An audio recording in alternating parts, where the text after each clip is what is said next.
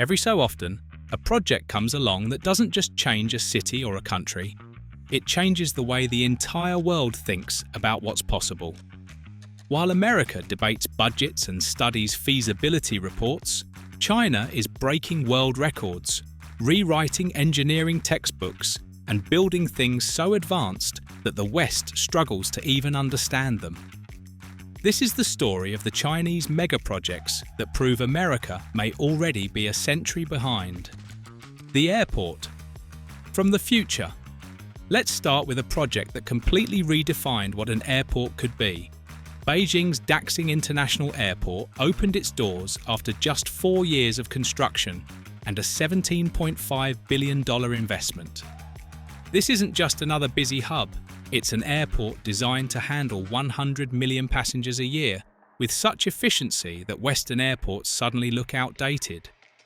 From above, the starfish-shaped terminal, designed by the late Zaha Hadid, is visible from space.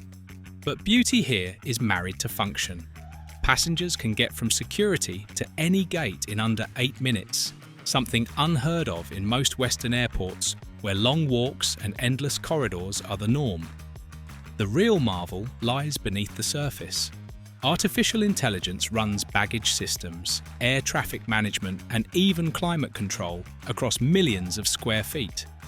Facial recognition replaces boarding passes, while automated luggage handling delivers accuracy rates of 99.9%. Underground, high-speed trains move travelers between terminals faster than most subway systems. Construction itself was a feat. 40,000 workers laboured in non-stop shifts, pouring concrete for months without interruption to create foundations strong enough to support structures weighing millions of tons. The environmental systems recycle wastewater, generate renewable energy, and cut energy use by 40% compared to traditional airports. Western officials who toured Daxing admitted they were witnessing an airport that wouldn't exist in Europe or America for decades. Railways above the clouds. If Daxing reimagined air travel, the Qinghai Tibet Railway achieved something engineers in the West once called impossible. Built at a cost of $25 billion, this line crosses the highest plateau on Earth, reaching 16,640 feet above sea level. At those heights, the oxygen is so thin that unprotected humans collapse within minutes. The conditions were brutal. Permafrost that melts and refreezes unpredictably, temperatures plunging to -40, and shifting terrain that could destabilize entire stretches of track. China's solution was revolutionary.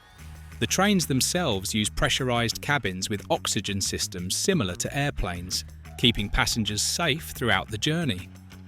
The track sits on thermosiphons, passive cooling devices that stabilize the permafrost without needing external power. Workers endured extreme conditions, often transported by helicopter to sites inaccessible by road. Construction lasted 5 years, despite narrow weather windows. The result? Tibet was connected to China's national transport grid for the first time, shrinking journeys from days to hours. Along the way, medical facilities and onboard equipment protect travelers from altitude sickness, a level of care surpassing even international aviation standards. Western officials admitted this railway represented not just engineering genius, but political will and coordination. Their own systems couldn't replicate, bridging the impossible.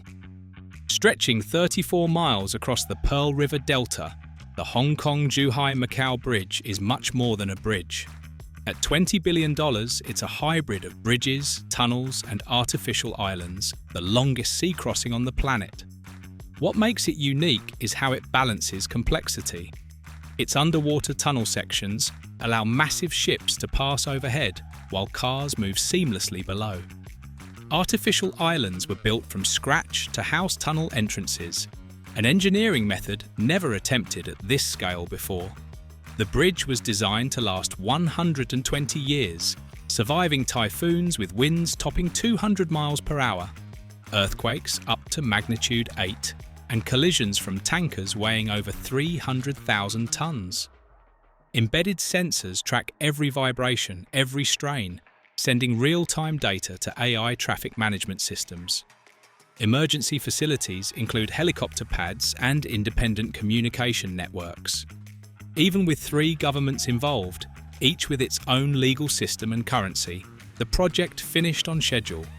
For many observers in the West, it was proof that China could coordinate across borders in ways few democracies could dream of. Harnessing a river, moving a nation. No project shows China's audacity like the Three Gorges Dam. At $30 billion, it didn't just harness the Yangtze River, it tamed it. The dam generates 22,500 megawatts of electricity, more than the power output of many entire countries. Its flood control systems protect millions of people downstream, and its spillways release volumes equivalent to whole rivers while preventing erosion. But this was never just a dam. To make way for its reservoir, over 1 million people were relocated. Entire cities were moved, new transportation networks were built, and human geography itself was redesigned. Continuous concrete pouring over a decade created a structure capable of withstanding earthquakes and the unimaginable pressures of one of Earth's mightiest rivers. The dam's impact even shifted the planet's rotation slightly by redistributing water mass. Shipping channels now allow interior China to connect with global markets, slashing transport costs and fueling economic growth. Western engineers admitted it represented a level of organisation and persistence beyond the reach of systems bound by election cycles. Rivers that defy geography. The South to North Water Transfer project takes ambition even further. At $79 billion, it is the largest water engineering project in human history. 3 canal systems stretch over 2,800 miles, diverting water from the lush south to the arid north. The eastern route alone delivers nearly 15 billion cubic meters of water each year, supplying cities and turning deserts into farmland. Construction required tunneling under rivers, through mountains, and beneath urban areas without disrupting existing life. Along the way, treatment plants ensure the water often emerges cleaner than at its source. This project didn't just solve shortages, it reshaped China's agricultural capacity, feeding hundreds of millions and securing water for cities that once faced chronic scarcity. Monitoring systems track ecological impacts, balancing supply without draining southern rivers. It was a continental-scale operation few other nations could even attempt. The high-speed rail revolution. China's high-speed rail network is often described as a wonder of the modern world. Costing around $300 billion, it now spans over 25,000 miles, more than the rest of the world combined. These trains travel at speeds over 200 miles per hour and run so frequently that flying between most cities has become obsolete. Precision is the hallmark. Departures are scheduled down to the second, with thousands of trains monitored and rerouted in real time based on weather, demand, and maintenance. Tracks maintain millimetre-perfect alignment across hundreds of miles, while stations are designed to move passengers more efficiently than airports. The effect on China's economy has been transformative. Remote towns became commuter suburbs. Once isolated regions turned into hubs of growth, and entire development corridors sprang up.